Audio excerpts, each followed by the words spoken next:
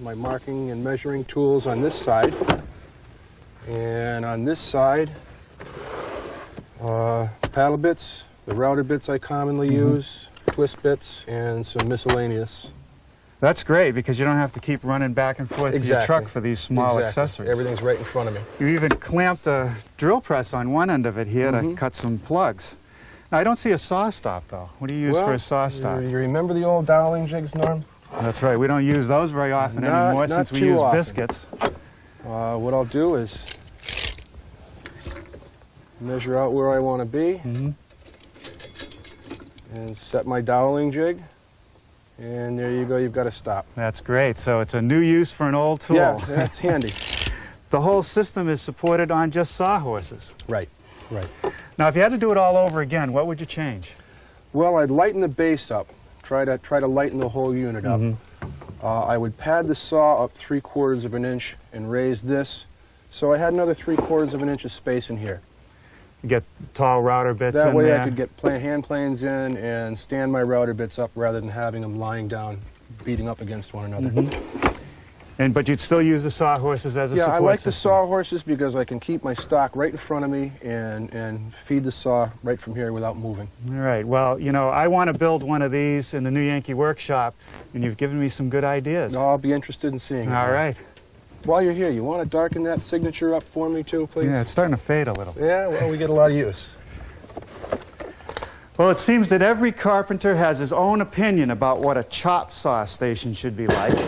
It was useful to see Rick's, and here's my version with the features that I like. You could actually take this around to different job locations, or you could set it up permanently in your shop.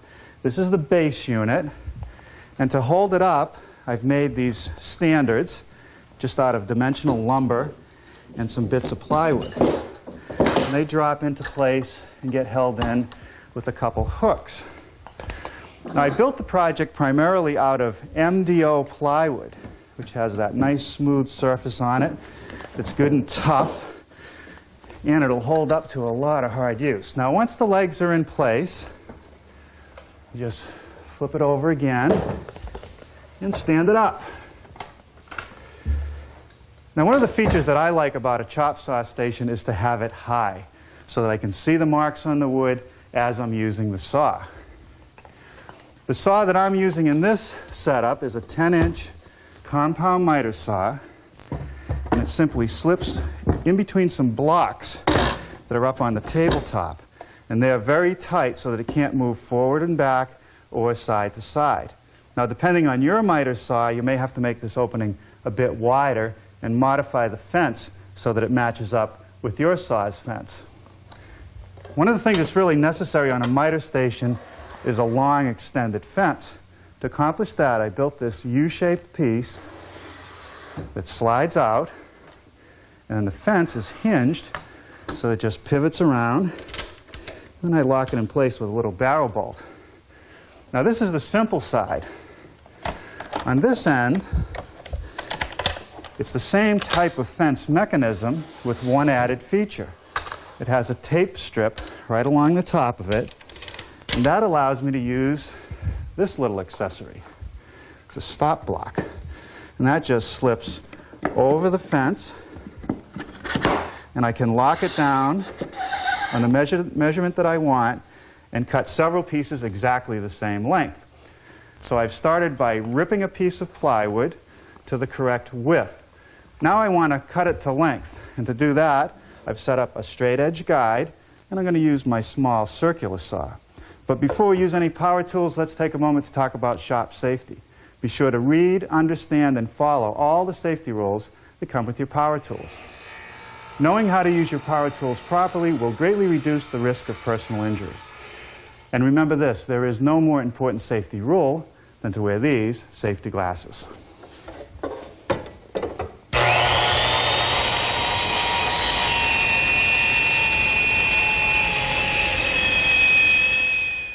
The next step is to trim off the corners.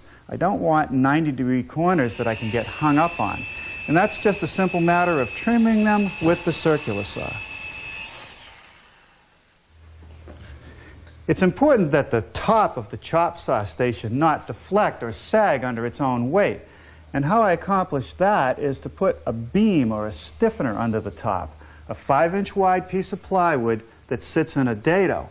To make the dado, I've set up my stacked dado head cutter in the table saw and adjusted the fence to the right dimension.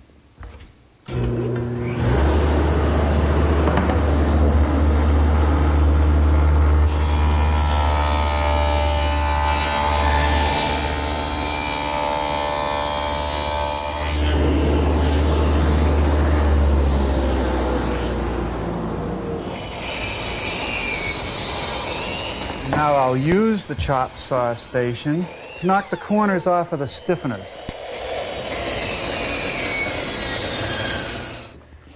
If you take a look under the chop saw station, you'll see that there are some pieces between the stiffeners, a couple pieces in the middle which support the miter saw, and then a couple pieces of plywood set at a 10-degree angle to receive the leg assemblies. I want dados in the stiffener to receive those pieces, so I've moved the dado head to my radial arm and set it up for a 1/8 inch deep cut. Next, I want to make the cross pieces that receive the leg assemblies. And because the dados are at an angle, if I simply leave the cross pieces square, it'll be uneven at the bottom, and I won't have full bearing against the underside of the top. So what I want to do is bevel both edges, which will give me a nice flush piece at the bottom and full bearing at the top. To do that, I've set the table saw at 10 degrees and I beveled one edge of this larger piece. Now I'll just run 4 pieces.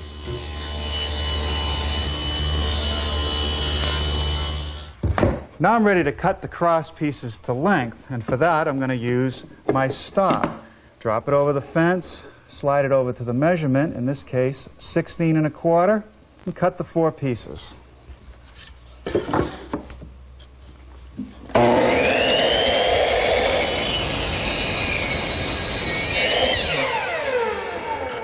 Well, now I'm ready to start some assembly, putting together the frame that sits under the top. I'm applying a little bit of adhesive in each of the dados. This is a marine adhesive, so if I happen to use this project outdoors and it gets wet, it'll stay together. Plus, this is incredibly strong adhesive.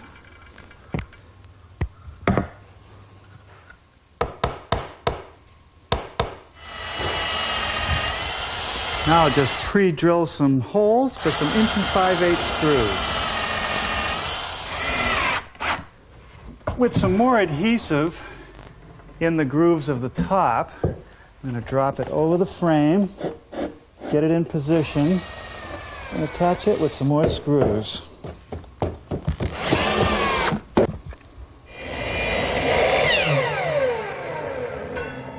I've just made a couple blocks out of some framing material, beveled at 10 degrees, just like the plywood was for the pockets to receive the legs.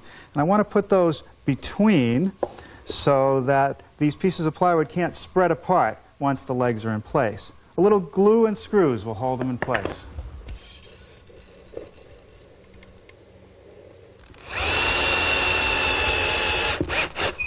Now I'm ready to make the legs, and because they splay out to the side and towards the end, the cuts have to be compound cuts. So I've tipped the saw to 10 degrees and turned it to 10 degrees. And once again, I'll be using my stop block to get all the pieces the same length. For the last few minutes, I've been plowing out dados in the legs. And they're going to receive these plywood stretchers. I want to make sure the joint is nice and tight, because that's where I'm going to get all the strength. I simply turn my radial arm saw to 10 degrees and plow out between the layout lines.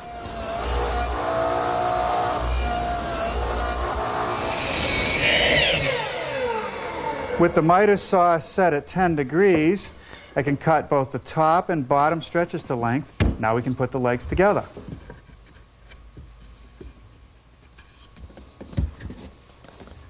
Now we're ready to start working on the fence. Let me show you the details of the fixed fence. There's a 6-inch piece in the back that has a dado that receives the shelf, and then there's another piece in the front that supports the shelf, which is connected by biscuits and glue.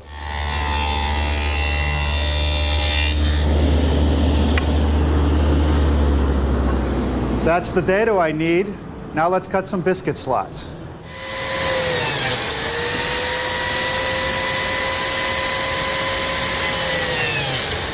Now I can assemble those sections of the fence. A little more of that adhesive in the dado. And I'll just slip the shelf in place. Flip it over. Drill a few holes for some screws.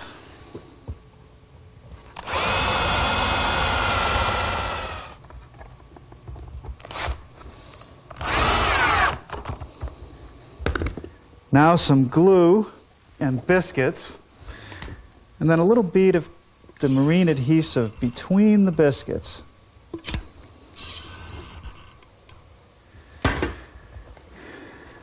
Now I just bring the two pieces together.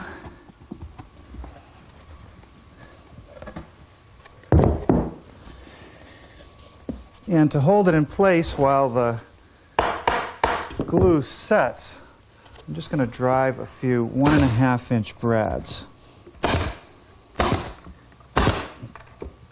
Okay, now that takes care of the fence for the other side of the saw. This little block goes at the end of the fence closest to the saw, and all it's there for is to really keep sawdust from building up in the trough.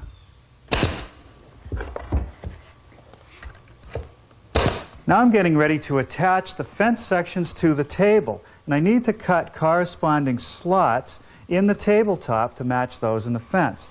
So I've clamped my level as a straight edge, and I'll simply run the biscuit joiner against the level and cut the slots.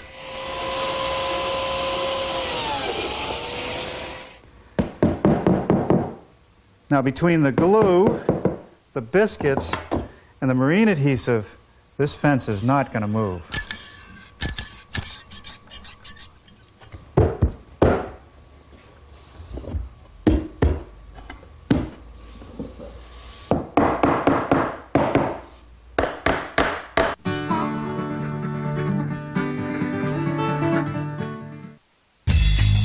What is it that makes us passionate about cars? Is it the promise of power lurking beneath the hood? The beauty of design? Or just the thrill of escape on the open road?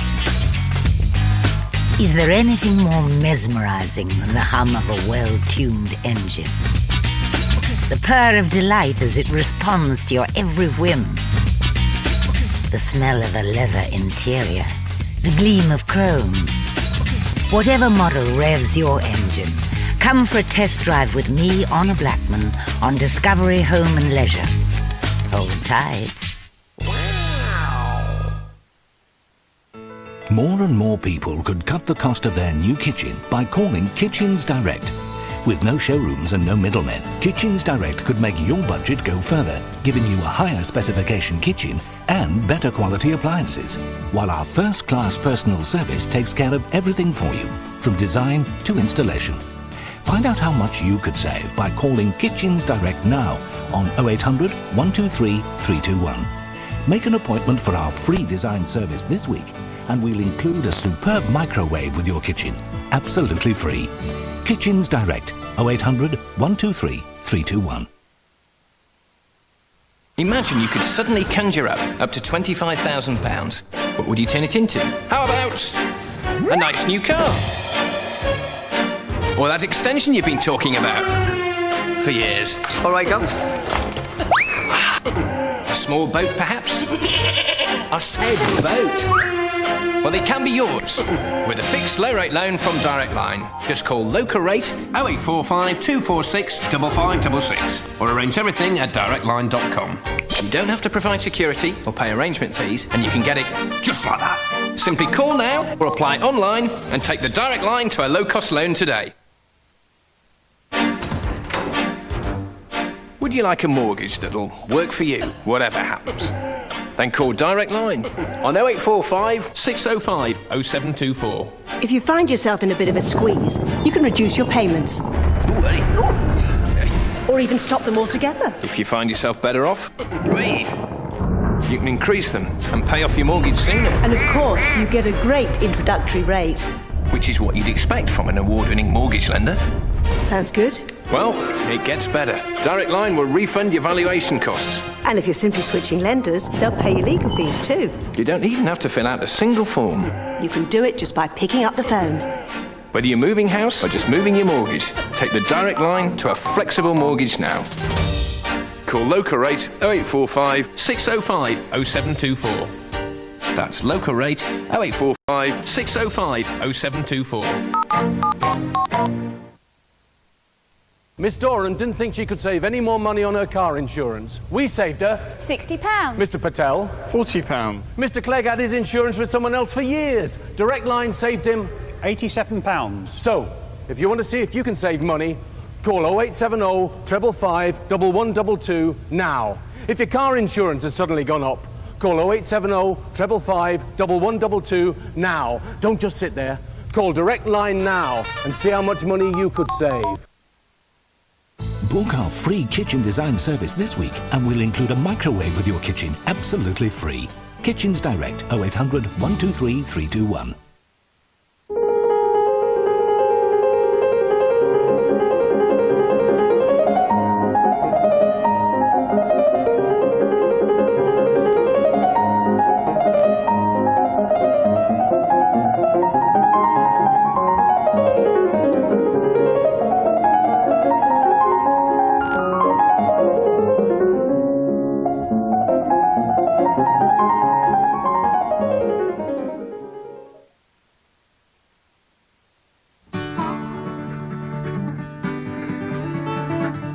And now I'm ready to set the saw in position. I've attached the cleats along the back of the saw. It's not so important to hold the saw down as it is to keep it from moving front to back or side to side. So we'll drop the saw in up against those blocks. That aligns the fences so they're perfectly even. And the next piece to put in are these little blocks at the front, and they will secure the miter box. A little bit of glue and some brads will hold them in place.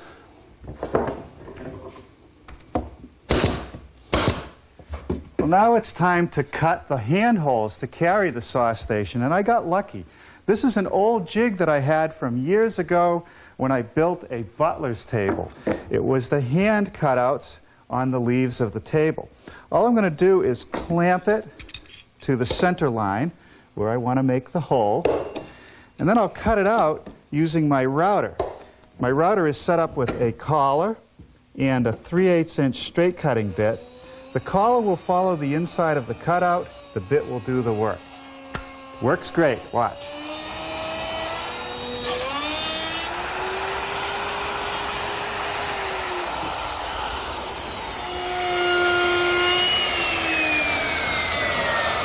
A 1/4" radius roundover bit eases the edges of the handhole. Let's look again at the prototype. The adjustable section of the fence is supported by these removable tracks so that they can be slid out of the way when the piece is transported. They're made up of 3 pieces of plywood joined at the corners with glue, biscuits, and brads, just as I did with the fixed fence. There's a little dowel in the bottom that allows you to pull it out easily, and there's a slot along the top through which this screw passes to act as a stop. To make the slot, I'm using a 3/8" bit in my router table. I've transferred marks to my fence, which shows me the leading and trailing edge of the bit, and I just aligned those marks with my layout marks here at the edge and ran the piece through.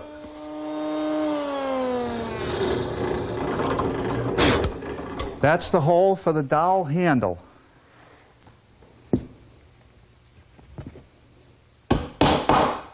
That's that. Now there's the pilot hole for the screw that's going to act as the stop.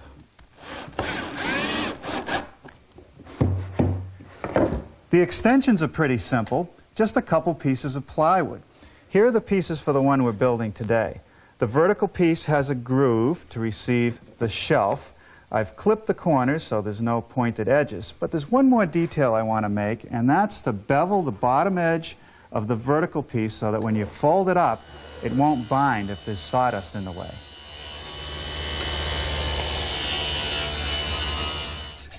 Well, once again, I'm going to turn to my marine adhesive. You never know, I might be using this project outdoors.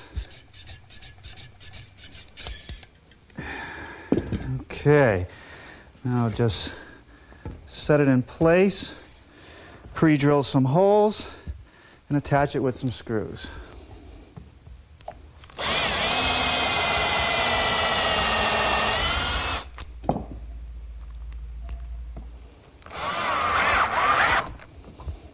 To join the sections of fence together, I used a short piece of piano hinge on the prototype.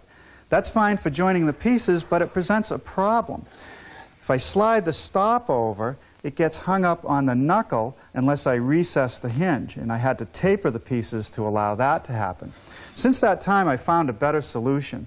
These little barrel hinges fit into mortises that are in the end of the plywood.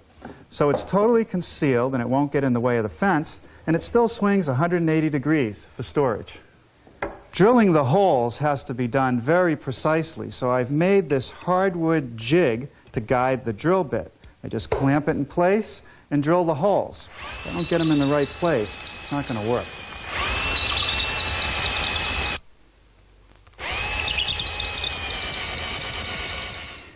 Now, to secure the hinge in the hole, there's a tiny little screw that once we set it down, it expands the barrel.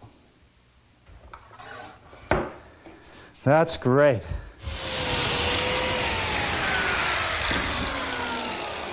Now, I've just cut a couple slots in the horizontal pieces of the fence, and I'm going to put a biscuit in the piece that swings around, and all that's really there for is so that the surfaces will align when they're in the usable position. For the last few minutes, I've been applying these hardwood strips. They're not really necessary. They just kind of dress up the piece by covering the most exposed plywood edges. Any hardwood will do. The last element to make is the saw stop. It starts out as a piece of plywood with the corners clipped off, and the first thing I want to do is drill a hole for this carriage bolt.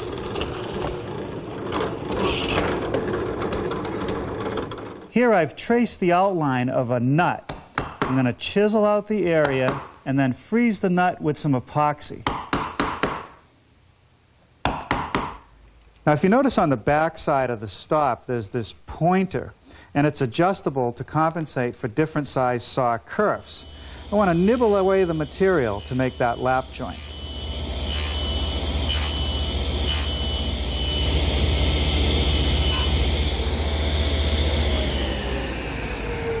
And that takes care of the corresponding notch. Here I've returned to the first piece that I notched, and I'm removing a bit of material so that there's room for the knuckle of the hinge so the leaf will sit flat.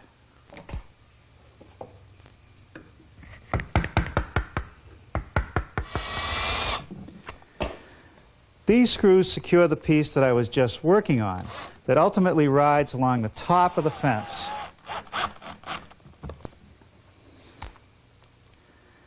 Now I'm ready to start working on this piece, which goes on the back of the fence. First thing I have to do is make a very slight mortise to receive the knuckle of the hinge. And then up above, I want to drill a hole for the carriage bolt to go in. And the hole is about halfway through.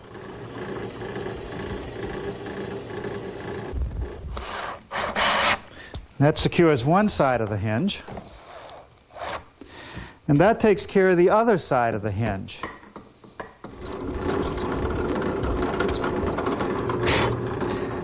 I'll show you in a minute what that elongated hole is for.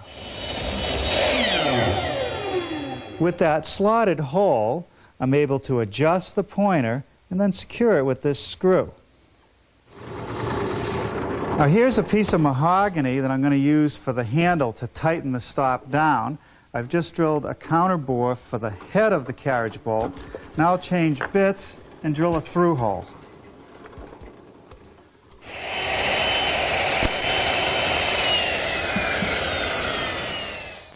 Here I've mixed up a little bit of quick setting epoxy to secure the bolt in the handle so that it can't spin.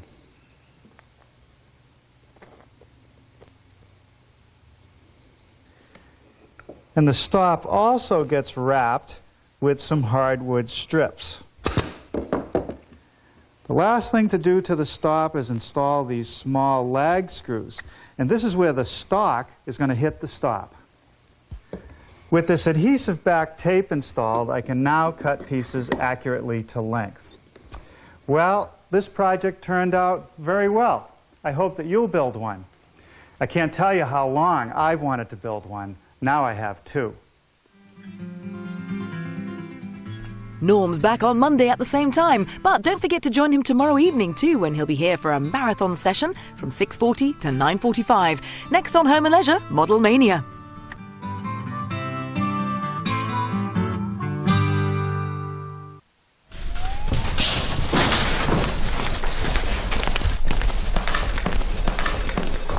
Can I see the doctor, please? Have you been here before? No. OK, name? Jones. Mr. Peter Jones. Address? 13 Paddington Road, Angel. Date of birth? 2nd of the 3rd, 1975. Type of accident? Nautical.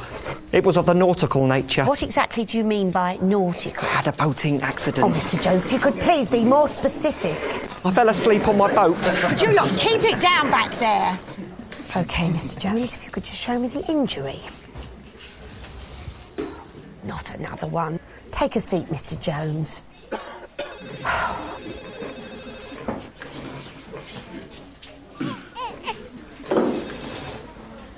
If model making is getting you into sticky situations, see how the experts do it on Discovery Home and Leisure. Oi, Churchill! Could you save me money on car insurance? Oh, yes. Just by calling 0800 200 340? Yes. OK, can I pay monthly? Yes. Get an instant quote? Yes. Instant cover? Of course. Ah, I suppose I've got loads of forms to fill in. Oh, no. And I could still save on my car insurance? Oh, yes. Ring Churchill now on 0800 200 340. Give the dog a phone on 0800 200 340 and see how much you could save. OK, Jerry, just a few more. Okie dokie. Quartz leather two-seater sofa. Great quality, fantastic price.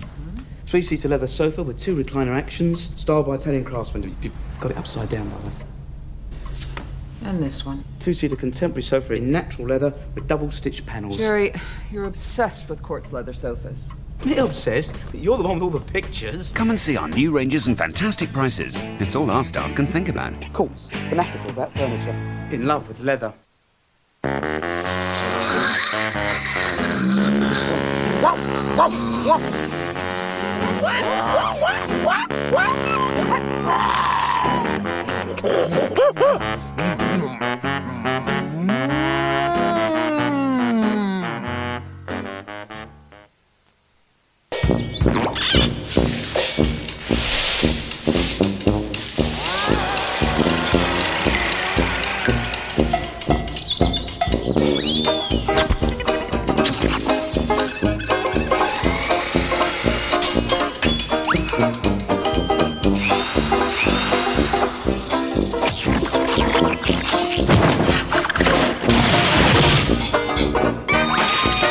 Log on to discoveryeurope.com and click on Home and Leisure for all your DIY info.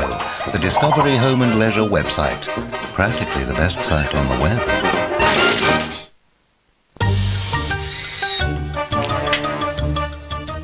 In half an hour on Discovery Home and Leisure, there's a fishing tournament for Rex Hunt. But first, let's see who Kevin Dwala meets on his travels in the land of Model Mania.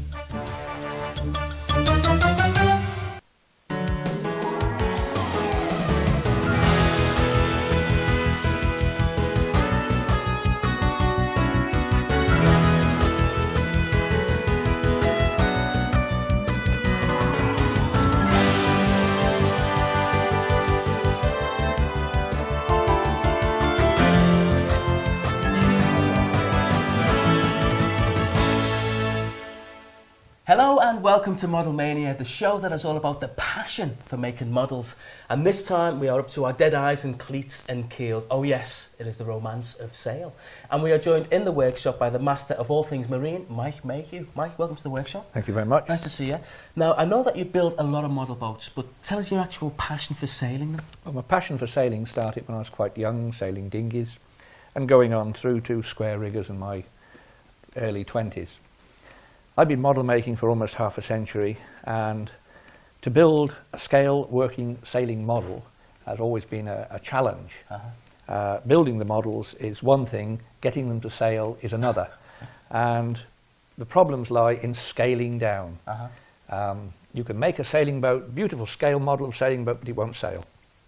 So there are problems both in design and the construction of the boat. Okay, well, speaking of problems, what kind of things will we be tackling today? Well, we're going to try and look at, 1 is sail making, 2 deck fittings, and 3 possibly making some blocks, miniature blocks of how to scale down something like that down to a little miniature like that.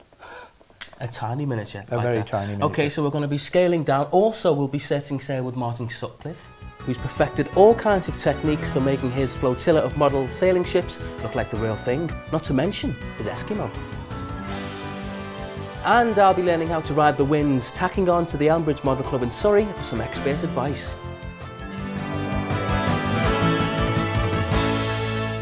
Now, I can tell you that the strong winds cause me all sorts of problems doing that, but what kind of effect, what kind of strain does it put on the model, Mike? Exactly the same. You can't scale down wind, so whatever's on the real thing is going to be on this. The shrouds, for example, you can't have little soldered pieces. They've got to be either silver soldered or through bolted to the top. But they're so small, but they can be so strong as well. Yes, because they're made normally they're made in brass or stainless steel. These chain plates down here go right down and are through bolted into a big ply pad inside. I see. The same thing on the halyards.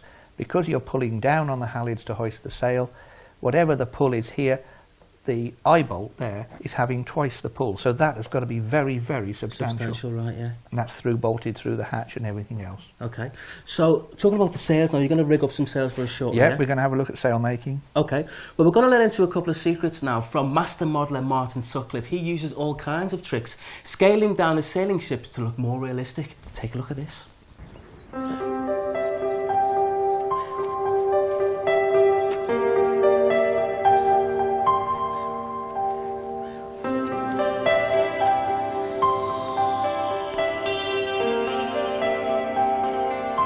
Scale sail is exciting.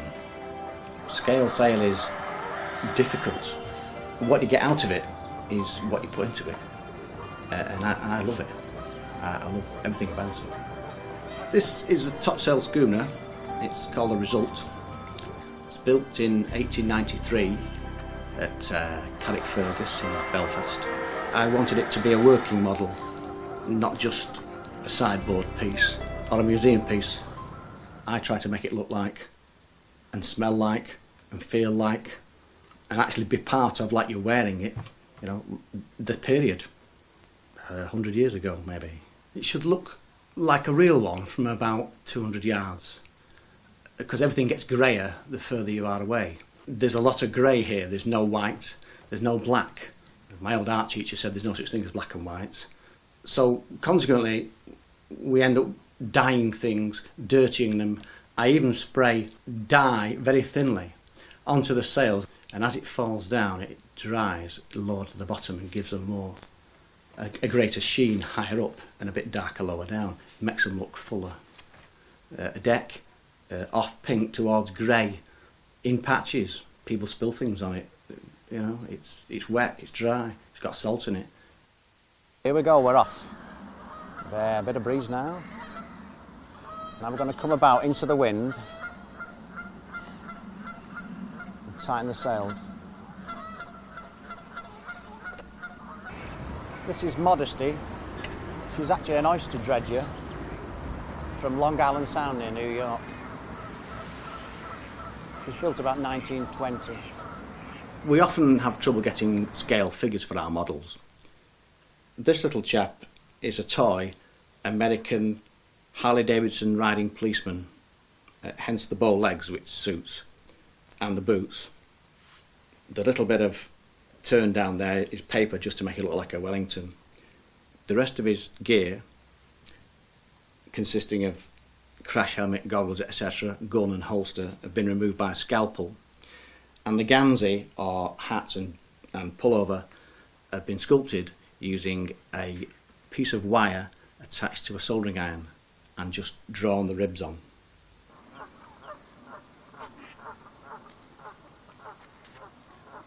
The model character on board this boat is a touch more complicated. Very complicated, in fact.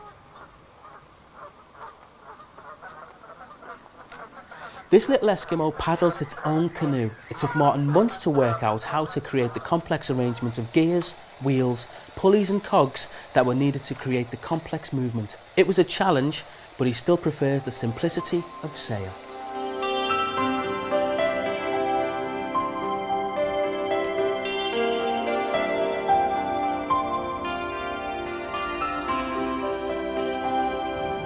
It has a certain majesty with it, this. I think it's the size helps.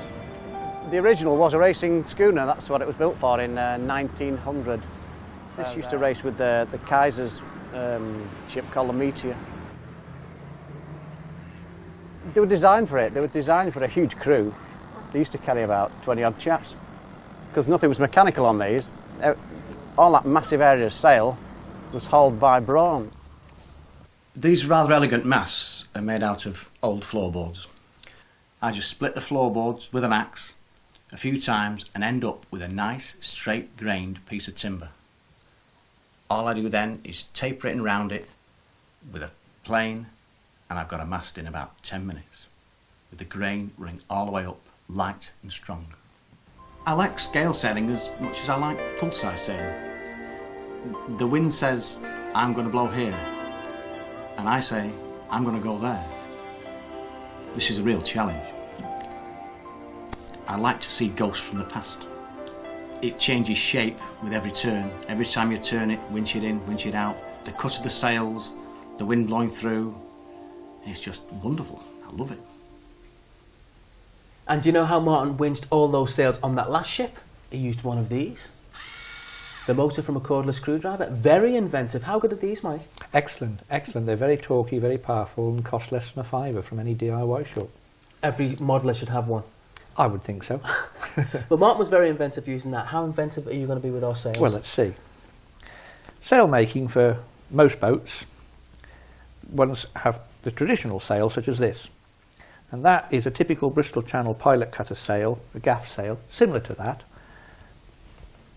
It consists of a piece of cotton, the seams are sewn in, the actual fabric sewn in definitely. So on a real ship they would have been separate pieces of material? They would have been separate pieces of canvas. They're on a real boat, they're actually separate. They're completely about 22 inches wide panels and sewn separately. Okay. But we're going to make a simple cotton sail. And first of all we take a lightweight cotton. You need a very lightweight cotton. And you turn a hem, a very small hem, and there you sew a simple single seam and iron it flat. The next stage to that one is to add a rope. Right. By folding the hem and making a double hem, you then pass a piece of cord, as you can see here, through the edge. And finally, in this particular instance, you sew a second seam which sews the rope into the sail. Okay. You loop the loops round each end and carry on down the next piece of sail, thereby giving you the eyes in the sail like that, which you can see there, and those will fasten on to the main boom, gaff, etc. Lovely, okay. So there are sails. What about our rigging? Right, to make our rigging, I use either cord, fishing line cord, or brass picture wire. Now, ordinary standard brass picture wire, 99p a coil, it's a little loosely wound, so the first trick is to clamp one end into a vise, one end into your drill, and wind a few turns on. Don't go mad, because it'll all bounce back on you, but wind a few turns in, pull the wire, and that's it. Any particular way to wind there, clockwise, anti-clockwise? That's got to be wound clockwise, right. The lay of the rope. Having got 3 pieces of that, clamp the 3 ends together, put in the vise again. Same procedure. Same procedure. Put the other end into the chuck, and in this case, wind the chuck up tight, but in this case, anti-clockwise. I see. And we wind anti-clockwise, so, a few turns on. And that's what combines the 3 bits of material then to form the rope. There's our rope, and there is our single strand of brilliant. Rigging cord. So first time wind clockwise, second time anti-clockwise. Anti-clockwise. Okay. And that's a 3-lay rope, And there it is, as you can see on there. It's painted white, traditionally white. It was white leaded in the real boats. But there it is, and it's very, very strong, very robust. Okay, so we've got our sails, we've got our rigging. We've got our rigging. What about the block and tackle? Right. There's our block. Traditional timber block, elm sheaves, lignum vitae for the actual pulley, but the cheeks were elm. This one is dated 1770 something odd, but I'm not quite certain. Never been used. Has a few friends in it by now. Popped in there. Yes, just came in for just out the cold. Some blocks were actually carved from the solid. That is a solid block. It's carved from one piece and the middle hollowed out. But we're going to show you how to make a simple block using a block making kit. Great. Now the block making kit consists of a piece of mahogany which has been computer cut to give you the cheeks and the centre core. Now first of all, we cut out a cheek, we glue on with super glue the two end pieces, we then take a little brass sheave, put the brass sheave in and glue on the second piece. There is our second piece. That then is sanded up smooth, and we just sand round off all the edges until we've got the edges all rounded. We then need to radius very slightly the block that way. We need to put a camber on it, very, very slightly, as you can see on there. Very slight camber. Then by using an arbor file, which you can get from any DIY shop, you've then got to put in the swallow and the score round the edge, and the main swallow is through the sheave at the top there. But this takes the rope, and then you can see what we've done here. We've actually put the little rope round the block, and there is a simple, very simple, but very effective miniature block. And I see we've gone from a big one there to that small, but they even become smaller as we've got. As we can see there. Okay, so Mike, I know, right, that there are a lot of problems. There's a big problem that can literally sink modelers when they're scaling down their sailing boats. How bad can it be? It can be quite serious. You can build the most beautiful boat, put it on the water and it'll capsize. Because although the real boat is like that and stays upright, the model won't. Well, don't worry, do not fear. Don't be put off by that problem, because we will be throwing you a lifeline very soon.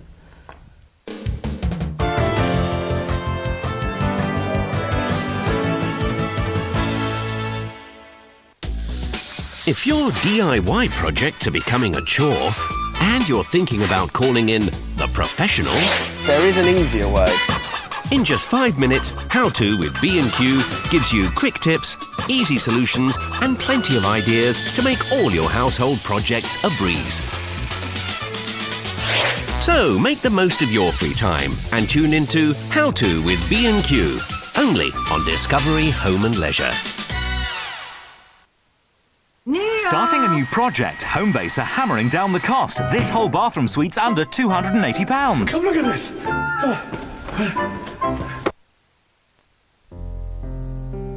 There are people who conquer mountains, while the rest of us simply watch.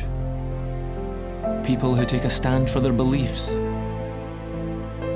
People who go the extra mile, who push themselves to the limit, who never give up. And there are people who climb a different mountain every day, who go that extra mile with courage, determination, and hope. Sometimes they falter, but they never give up. Will you go that extra mile with them today? Will you call 0800 975 7000 and give £2 a month to Imperial Cancer Research Fund so we can bring hope to more people with cancer?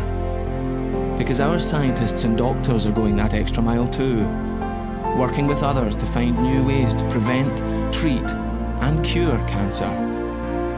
We're turning science into hope. It takes effort, knowledge, and most of all, time.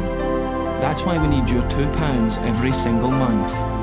We won't give up. Please don't give up either. Call 0800 975 7000 now to give £2 a month to Imperial Cancer. That's 0800 975 7000. Thank you.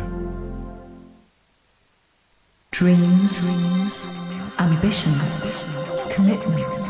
We all have them. It's just a shame they come with a price. But what if you could have the things you want and take control of your finances at the same time? Well, now you can, with a secured personal loan from First Plus. So, how does this work? Conventional secured loans only allow you to borrow against the current value of your home less your mortgage. This is your equity. First Plus, however, can lend you the value of your equity plus up to 25% of the total value of your home.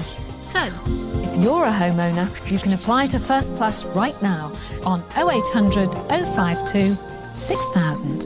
Call now and join the thousands of First Plus customers who've already broken free. Isn't it time you did too? Call First Plus on 0800 052 6000. It's so simple.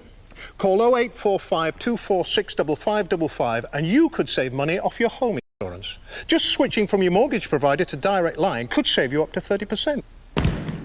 So go on. There's no obligation to buy and you could save yourself up to 30%. So call Direct Line now for a quote on 0845 246 5555. Of course, your mortgage provider won't like it. When do I have time to shop for car insurance? Call People's Choice anytime on 0800 11 2233. We'll find you a quote in seconds that could save you money. Call 0800 975 7000 now to give £2 a month to Imperial Cancer. We won't give up.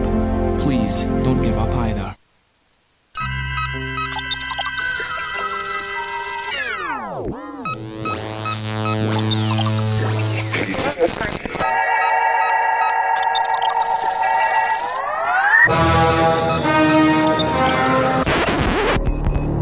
I thought, what am I? I got over the village, and it was gone out of sight. Even the experts can't explain the unexplainable. Discovery Sidetrack.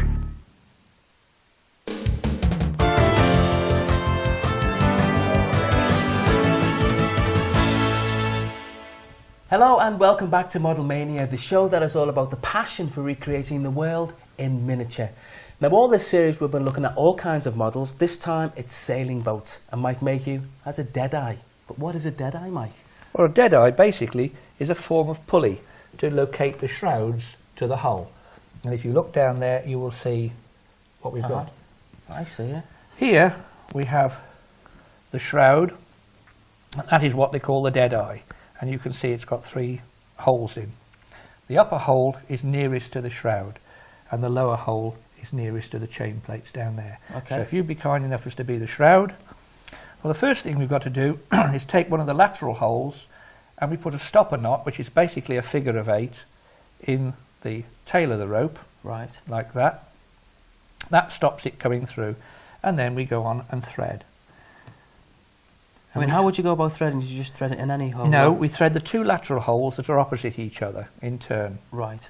So you start off with those 2, thread those 2 up.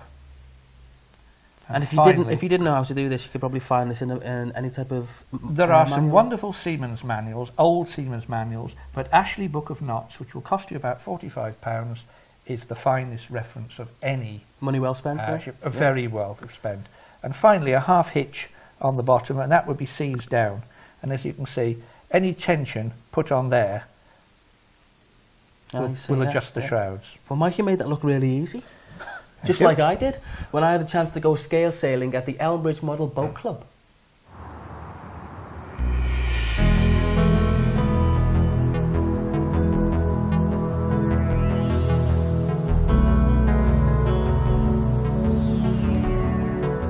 When an expert's at the helm, sailing models like these Thames barges looks easy, but I have to tell you, it was very windy when it came to my turn to taking the controls. Well, that's my excuse anyway. You've got to watch the sails, make sure they're drawing the whole time, that they're full of wind, and that you're not necessarily heading in the direction you want to go, but in the best direction for the boat to sail. You'll drive it in one direction and then turn it, as I will now. And how can you judge how much wind is there? You just watch the sails, watch how full they are.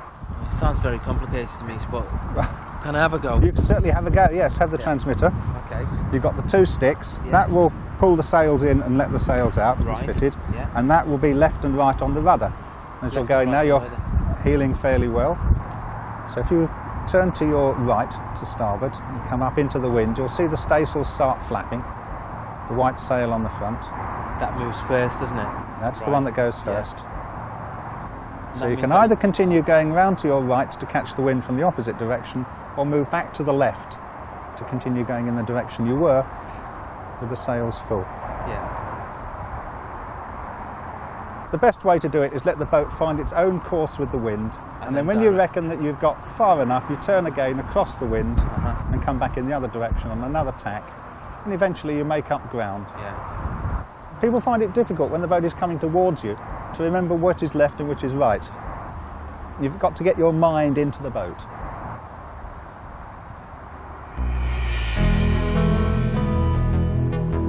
Of course, you don't have to scale sail with historic boats. Some modellers are attracted to rather more modern craft, like this large and elegant yacht.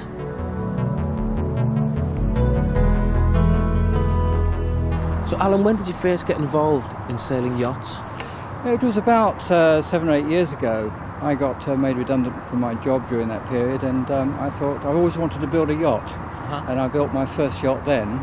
And ever since, I've been very, very enthusiastic about yachts generally.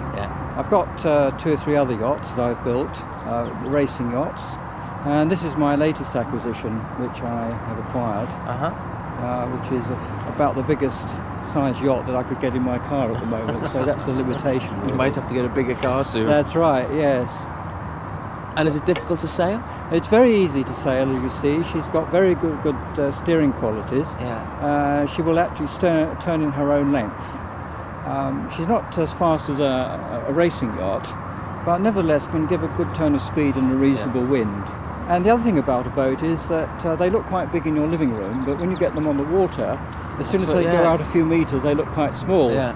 So the other advantage of having a bigger boat, the biggest that you can handle, is the fact that at least the boat does look reasonable in the water, and you can still see a reasonable sized vessel when she's out sailing out on the middle of the lake.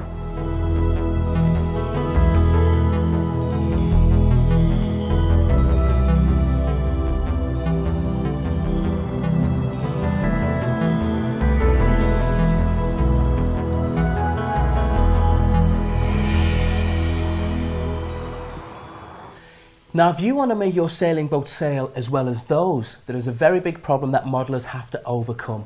Now, Mike, tell us about that big problem. Well, the big problem is proportion. You cannot scale down water. The actual wavelets and the water and the surface of the water cannot be scaled down.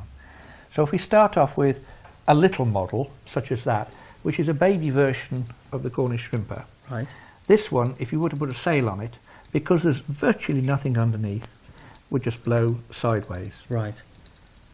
The only way you can correct that is by adding a false keel. So even though I'm buying my kit out of the box, it's not guaranteed to sail? Most kits have been designed specifically for sailing, and therefore the designers and builders and manufacturers have gone to a great deal of trouble to make certain that you do. Right. But some scratch builders who start with a set of plans and basic raw materials have the problem in no uncertain fashion. You've got to know how much ballast to put in the boat and how much the depth of keel. And how do we do that? A lot of it is by trial and error. But let's look on this one here. This is a kit-built boat. Now, if that was in reality, the depth of that keel would be about half that. Right. And in this particular case, they've made it very deep, and right on the bottom here, there's a little bulb, and they've got the lead as far down as possible to give as much leverage from the sails, because the boat is pivoting somewhere around the waterline, somewhere around there, and as it heels over, so it's lifting the lead.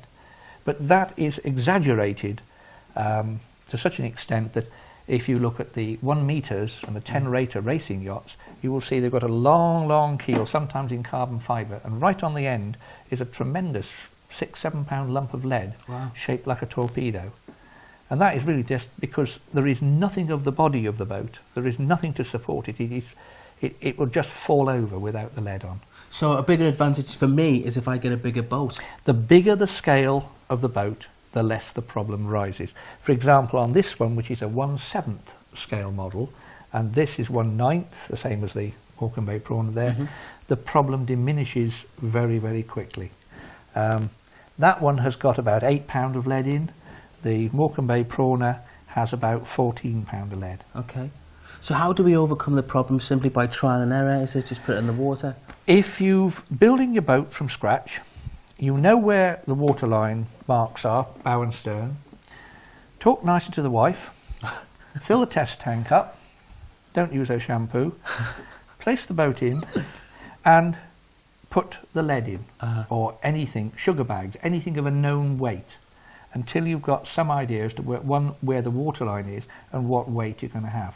And you need the weight as far down as possible. Lower the better. The lower the better. If it's in the case of a fiberglass hull like this, where you've got a hollow keel, all the lead, all 16 pounds, can actually go in that area, like that. You can get 16 pound of lead right down there. Okay. And would you have to put that on the inside, or could you possibly put it on the outside? Some models have it externally. The majority that I try and build have got my lead inside. I like to try and keep it as true as possible, but then I do build big boats. Right. But there is no reason why you couldn't have a lead shoe on the outside. None at all. Okay, well that big problem now doesn't seem so big now that you've given me all that advice, Mike. Thank you very much, sir, for coming on Model Mania. Okay, Thank you're most you. welcome. And thank you for joining us on Model Mania. And who knows, next time it could be tiny trains, it could be miniature motor cars, or it could be pint-sized planes. See you next time on Model Mania.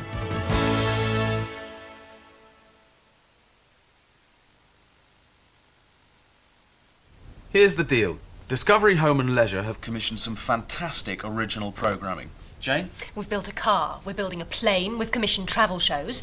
With presenters like Tim Grundy and Matt Hayes, we've been riding high. Exactly. Now, how do we top that? Well, DIY and fishing are always very popular. That's it. We combine the two. DIY meets fishing. I'm talking Fix-It Fish. Hello, everybody! My name's Fix-It Fish, and today I'll be fixing this old cabinet using one of these. OK, Mike, turn it on. Are you sure, Fish? You know what they say about water and electricity. I may be a fish, Michael, but I'm not stupid. Now turn me on, you big mammal! Hey! Nah, let's keep it simple. At Discovery Home and Leisure, we come up with hundreds of ideas for original programming. Fortunately, we only commission the best ones. Who could insure your car for less with a choice of monthly payments? Budget! Who offers great service with no forms to fill in? Budget!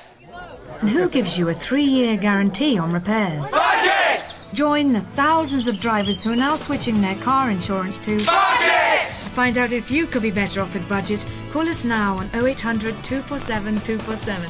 That's 0800 247 247. Budget! You'll like our prices, you'll love our service. Friends, good people, listen. Can you hear it? Divorce is in the air, and it could save you money. Come, get divorced. Jack. I now pronounce you divorced and free from your old mobile network. Go forth and make cheap calls. Call Virgin Mobile on 0845 6750. 7 Seas Pure Cod Liver Oil helps relieve joint pains and stiffness. So if you'd like a little help to keep supple and flexible, do the twist every day. And take 7 Seas Pure Cod Liver Oil.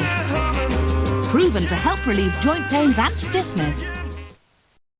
New Advanced Formula Multibionta. It's a complete multivitamin with multiminerals and probiotics. Advanced Formula Multibionta. Are you living life in full colour?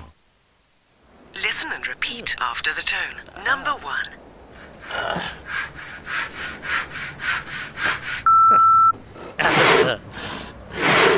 2. 3. No!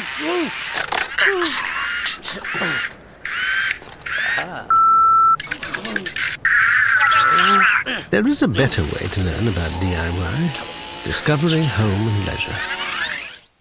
Stay with us on Discovery Home and Leisure for a few moments as we enjoy a quick bite with Matt Hayes.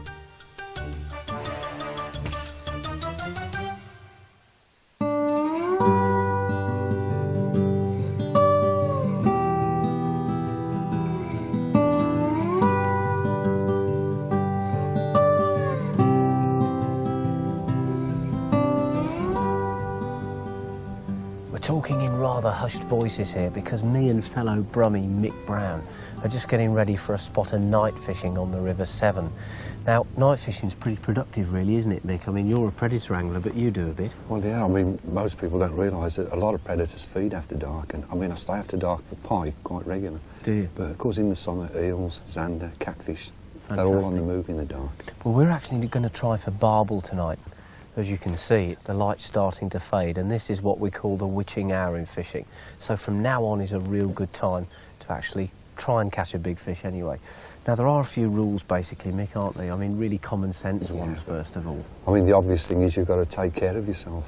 Warm clothing, essential. Absolutely. I've got about 500 layers on here, folks, fleeces and... Of course, you've got to be warm on the outside, warm on the inside. You can put what you like in that flask. Absolutely. But we don't recommend booze, folks, because it does lower the body temperature, so tea and coffee only, I think. But the other thing about safety, I mean, you know, we're approaching the 21st century. I always take my mobile phone with me because you never know what's going to happen in the dark. You know, you could fall in and get soaked. You could have a record fish, you know. Absolutely. But let the people back home know that you're safe and what's going on. Yeah, and obviously that is common sense, but there are some specialised requirements as well. First of all, I would recommend that if you're going to go night fishing, pick a familiar stretch of river. Don't go somewhere you've never been before for two reasons. One, you could fall in, and two, you're not going to be very familiar with where you're casting to. You'll probably throw it into a tree or something. Secondly, you're going to need some sort of illumination. Now, for baiting up, I prefer one of these little mini mag light torches. They're absolutely perfect. I can clamp this in my teeth while I'm playing a fish or unhooking it. And the last thing you should do is carry a massive great torch with you. I mean, that is just bad form, isn't it? Yeah. And unnecessary. I mean, there's no reason why you can't have one with you for an emergency, but I mean, the last thing people want is a torch flashing all over the river. Yeah. Anyhow, moving swiftly on, I like, when I'm river fishing, to paint the tip of my rod white. This is a quiver tip, and here's something very, very important. White is the best colour in low light, so at dawn and dusk you'll see white much easier and for longer periods. But when it gets dark, you're going to have to use some sort of illumination on your rod tip, and I prefer these starlights. And I'll just show you one now, actually. They're ideal for fishing. There you go. They come like that. And all you do to get one going is you break it and just wiggle it around a little bit. Now, you won't be able to see it glowing now, obviously, because it's still fairly light, but believe me, after dark you'll be able to see that from absolutely miles away. And that just simply plugs in to your rod tip so that during the daylight you can pop it out, sits there, you can see your rod tip after dark, you've got your torch for baiting up, you've got warm drinks, food, bait. What more could you want but fish, Mick?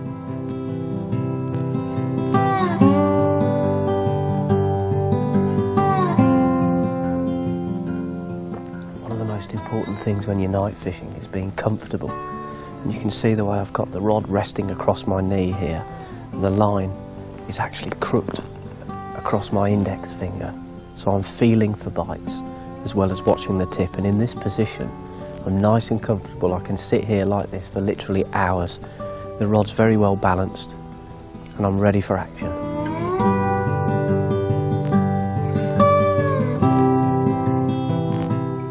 Well, here we are, it's barely dark, just on dusk, and Mick's already into a fish. Just goes to show you those last fading few minutes of light can be really critical in the winter time especially. And you see people come down to the river and they fish all day long without a bite, and usually, it's true, isn't it, Mick, they pack up at the time when they should be starting to fish.